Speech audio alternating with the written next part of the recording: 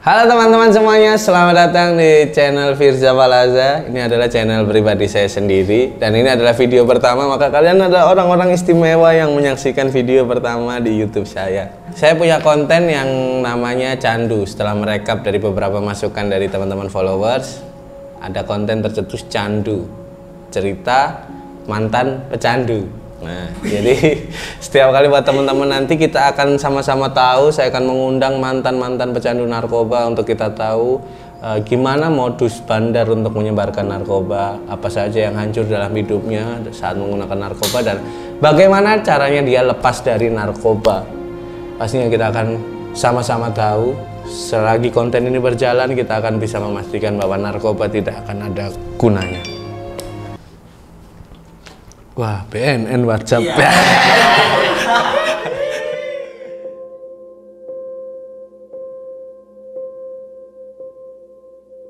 Saya sudah kedatangan bintang tamu yang sangat spesial, seorang wanita bandar, seorang wanita hebat menurut saya, wanita kuat yang ya beliau menjadi saksi perjalanan saya saat terjerat narkoba.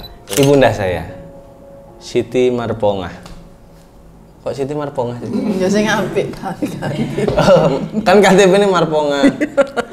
Tapi aslinya Siti Marfu'ah. Artinya? Mbo. Kenapa Mbo? Jadi ini ada ibunda saya teman-teman. Jadi meninggalnya bapak saya itu justru yang lebih sedih adalah sebenarnya kakak saya. Jadi bunda saya sama almarhum bapak saya punya dua anak. Anak pertamanya cewek, kakak saya, kedua saya.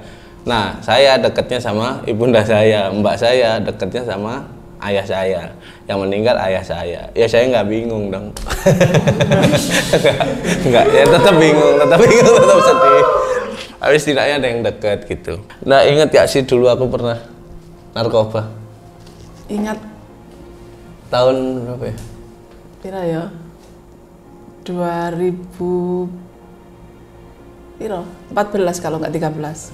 Pokoknya antara 2011 sampai 2013. 2013. Ngerti nggak? Masalah apa sebenarnya sing bikin anu tuh dulu tuh sebenarnya karena belum dewasa, masih anak-anak gitu, dan lihat orang tua kan karena ekonomi susah banget ya. Ya, saya kerja dari pagi sampai malam. Yang penting kakak bisa kuliah, bisa makan. Aku sekolah. Sekolah. Jadi dulu pernah sampai di fase seperti itu, dan akhirnya pokoknya bunda saya bekerja keras dan bapak saya juga kerjanya nggak stabil waktu itu. Jadi ada pertengkaran nggak rukun sehingga saya kurang bisa menerima itu. Akhirnya narkoba adalah pelampiasan. Jadi pernah di titik saya pernah pulang posisi gendeng gitu, gila ya. Jadi ngomong-ngomong. Pertama kali itu saya kan nggak seberapa paham ya tentang narkoba. Ya, kok anak ini pulang ngomong sendiri, terus sampai saya itu ke SMA tanya ke guru ini, anak saya gini-gini deh. Ternyata itu antara gendeng sama kecanduan beda tipis. Jadi kadang guling dijak ngomong. Tak suruh ngeluarkan sepeda motor, sepedanya dikeluarkan. Dik, wangono, sopo Andi? Daya ngomong, Dik, bantuan aku ngentokno sepeda. Jadi kesannya itu kayak sekelilingnya itu ada orang. Padahal enggak. Di lampu merah itu ketemu eyangnya. Padahal enggak. Ya. Sama kakaknya yang sering lawan, sampai kan jangan nanti kamu ditampar sama adik. Cuma saya ya cuma berdoa, ya Allah, kok sampai kayak gini. Akhirnya tahu, benar-benar tahu, oh ternyata anakku ini narkoba. Saya kapan? Waktu itu sholat malam. Wah, dari Allah. Ya, sholat malam. Terus saya tuh jadi mesti gini, Bunda, nanti pulang sore apa pagi apa siang. Nggak tahu kan waktu itu jadwalnya kerja itu sampai Sidoarjo, Gresik. Kok saya waktu itu kepingin sholat, aku kepingin bongkar kamar belakang. Dia mesti sering sama teman-temannya kan di belakang. Nggak taunya di belakang itu ada bekas-bekas kayak sedotan, alat-alat itu. Terus saya nangis, tanya kakaknya, kayaknya iya ndak. Terus saya lagi tanya ciri-cirinya itu kayak gini. Terus ya situ tak bersihkan kan yang di belakang itu. Terus saya bilang orang pojok, kamu kan nggak orang pojok itu. ketangkep narkoba, kamu hati-hati kalau narkoba di sini. Akhirnya itu tahu pertama anakku anak narkoba. Terus saya sempat nangis, cerita ke omnya, gimana saya sudah susah cari nafkah kok yang di rumah kayak gini. Berarti cuma dalam hati saya jangan sampai saya terucap kata-kata jelek sama anak saya, cuma berdoa, ya Allah, siapa tahu besok ini bisa ngangkat derajat saya. Amin. Cuma itu saja. Itu pertama saya. Kalau saya tepuk tangan, mikir ibuku Doro.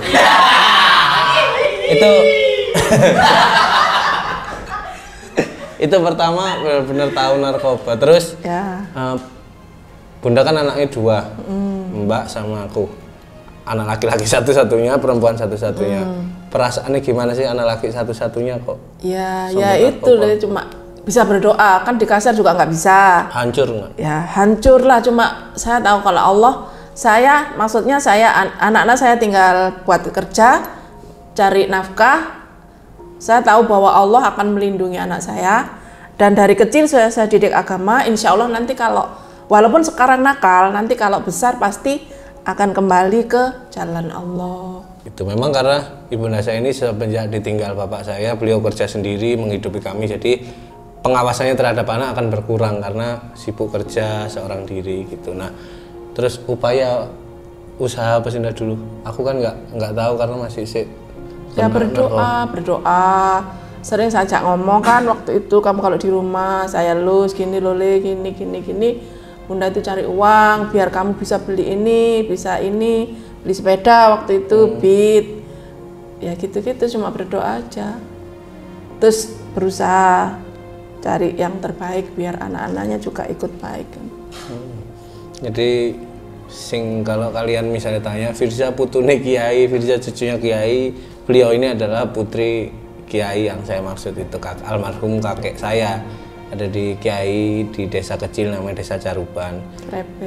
Krepet, Pilang Kenceng Caruban. Nah, terus ada sih nggak sih orang-orang dulu kan jelas ya, anak narkoba, laki gak kerja narkoba, tetangga apa saudara sing ngilokno. Enggak sih, soalnya saya berusaha untuk tidak membuka aib anak-anak saya ke semua orang.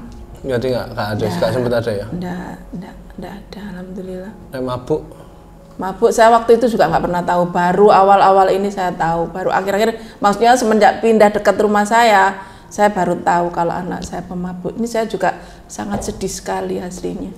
Saya tiap malam berdoa, ya Allah, sampai kapan? Saya jujur cuma kasihan sama istrinya. Saya juga soalnya pernah mengalami punya suami kayak gitu, tidur nggak jenak. Saat aku kena narkoba, Bunda masih punya harapan masa depan nggak? Atau wes anakku wes pasti rusak? Saya waktu itu ke psikiater kalau nggak psikolog ya ke kiai, pokoknya ke inilah. Ibunda cuma berdoa aja, insya Allah kalau belum tentu anak yang kayak gini besoknya nggak punya masa depan.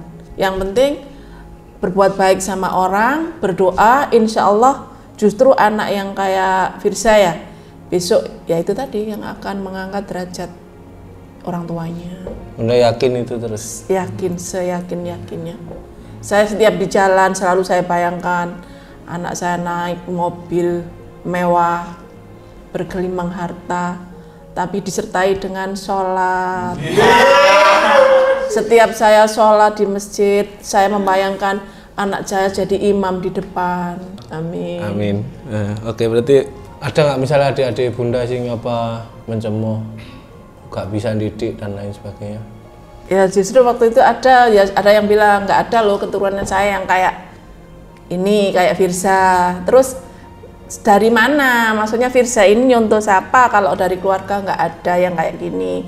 Ya saya cuma ya itu tadi berdoa semoga besoknya menjadi anak yang sukses dunia akhirat. Amin. Bisa mengangkat derajat keluarga. Amin.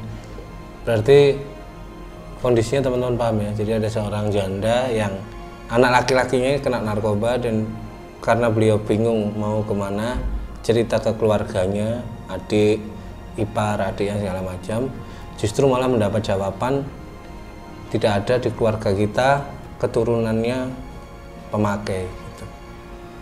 Nah itu anak keturunan mana? Bunda saya akhirnya mempertanyakan itu. Ya saya ini keturunan mana? Separah apa sih dulu aku narkoba saat gila itu, sampai masih inget.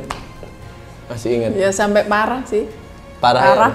Ya parah ya, waktu nggak ingat apa-apa itu, sepeda ditaruh di mana, handphone di mana, pulang jalan, ngomong sendiri. Bayangkan saya harus cari nafkah, anak yang ditinggal kayak gini. Wis tidak tahu pokok perasaan saya waktu itu, wis ya benar-benar ya Allah mau kemana ini anak saya. Mau pulang sebenarnya. Cuma ya itu tadi, pokok jangan sampai ada kata-kata yang jelek. Gimana pun anak saya berdoa. Ya Bunda berarti nggak pernah ya? Iya memang nggak pernah saat saya terjerumus narkoba dalam kondisi sadar atau nggak pernah sampai dapat ucapan dari Bunda saya itu goblok, nggak punya masa depan atau apa, itu memang nggak pernah sama sekali gitu. Tapi almarhum ayah saya juga sama, semasa hidup nggak pernah yang namanya membentak saya gitu. Jadi itu yang selalu membuat saya masih punya harapan karena masih banyak orang-orang yang sayang sama saya gitu. Nah kalau punya kesempatan hari ini, aku pengen minta maaf ke Bunda kalau dulu pernah narkoba.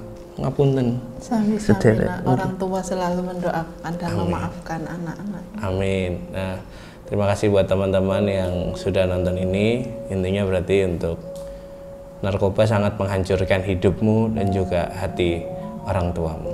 Assalamualaikum warahmatullahi wabarakatuh.